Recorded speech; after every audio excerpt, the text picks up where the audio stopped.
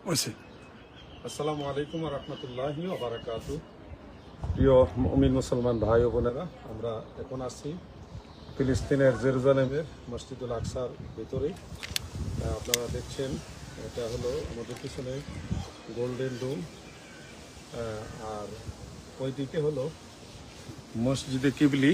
আপনারা যেটা দেখছেন এটা হলো মসজিদে কিবলি, যেটাকে আপনারা আল আকসা মসজিদ হিসেবে জানেন, কিন্তু এটার মূল নাম হলো মসজিদে কিবলি। আর এই পাশে যেটা আপনারা দেখছেন এটা হলো গোল্ডেন ডোম।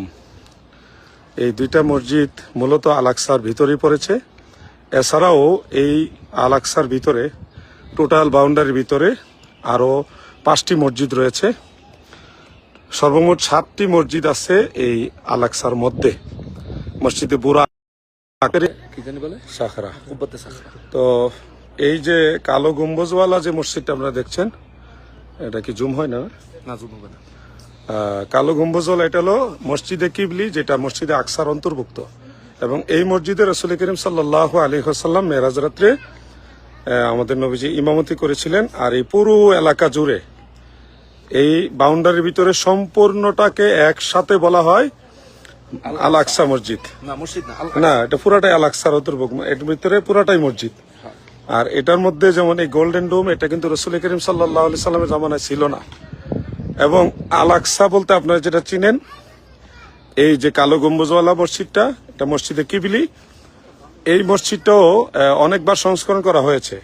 আমরা পরবর্তীতে ভিডিও বার্তার মাধ্যমে আপনাদেরকে দেখাবো যে এই নিচে হযরত ইব্রাহিম আলাইহিস সালামের যুগের পিলারগুলো, হযরত সুলাইমান আলাইহিস সালামের যুগের পিলার, এগুলো আমরা আপনাদের দেখাবো। আচ্ছা, চাইলে এই ম্যাপটা দেখা দিতে পারেন। আল আকসা এটা ম্যাপ আমরা ক্যামেরাটা কমেন্টস এর মাধ্যমে এটা দিয়ে দিব।